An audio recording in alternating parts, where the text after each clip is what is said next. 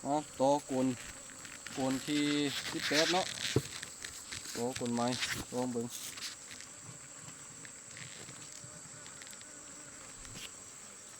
ตัวเก่า อันนี้นี่คือสิบลายปันใดอันนี้นี่เบิ่งเต็มป่ะโอ้บ่เต็มอันนี้ก็ ไม่เดียวบ่เต็มแต่ว่างามอยู่เต็ม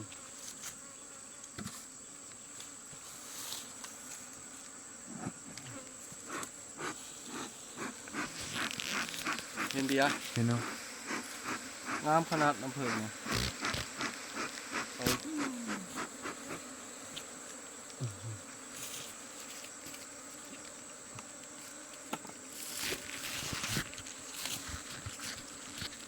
นี่เอาตำกูนี่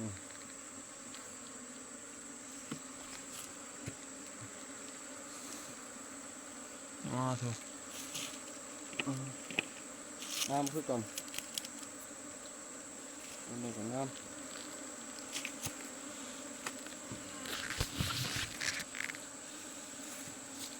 นี่คือหัวหน้ำหมดเลย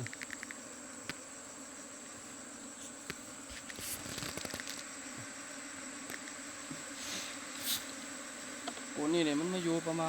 ณเดือนปลายนี่แหละ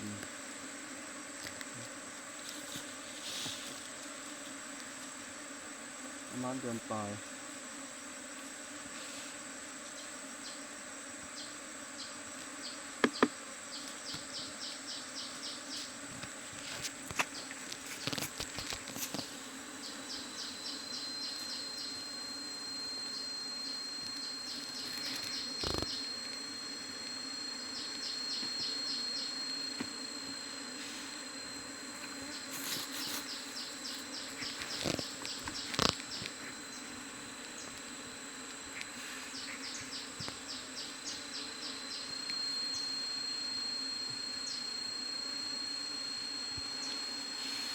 โอ้นี่ผมยาวขนาดนี้ก่อนเอาแข่งยั่วตัวน้ำขนาดสุดโกนที่18อันนี้นะโกนที่18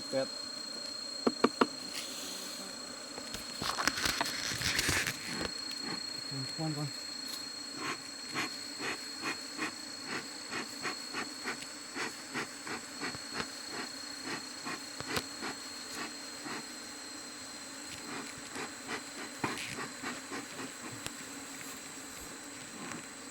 ควันเนี่ยไม่ติดเลย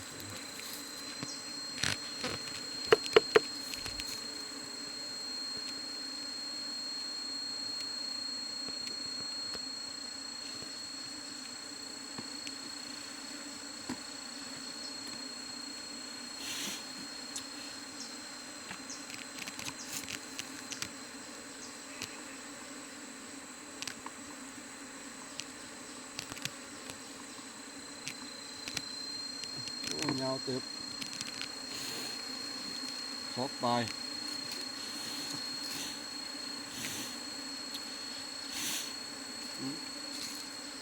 มาเลยก่อน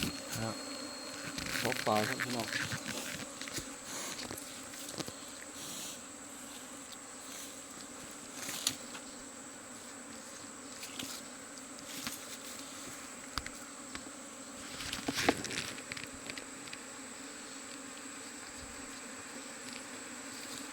นี่ก็ว่างามเนี่ย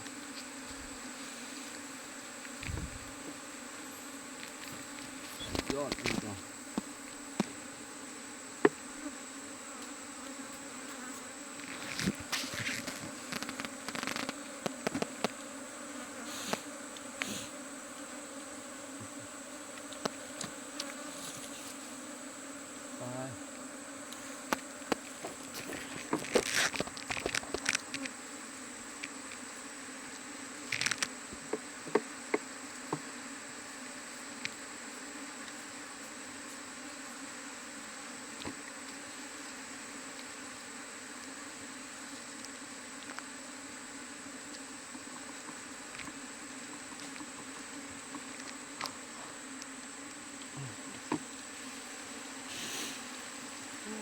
ป่ามาเลย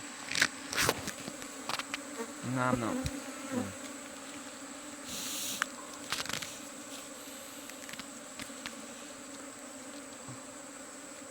เต็มแล้วคู่เดียวเลยเอาครั้งเดียวให้เต็มคู่แล้ว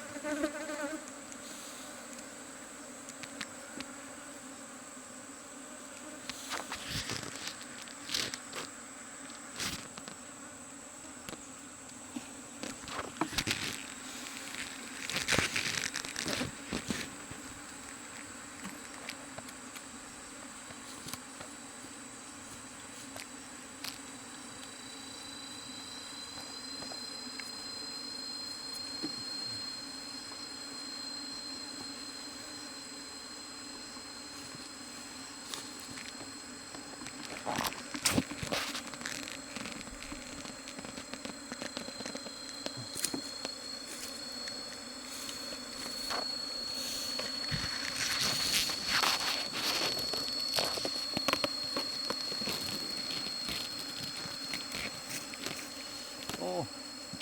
เตรียมมาเตรียมมา คู่แล้วเอาปิดแล้ว ฮะ ปิด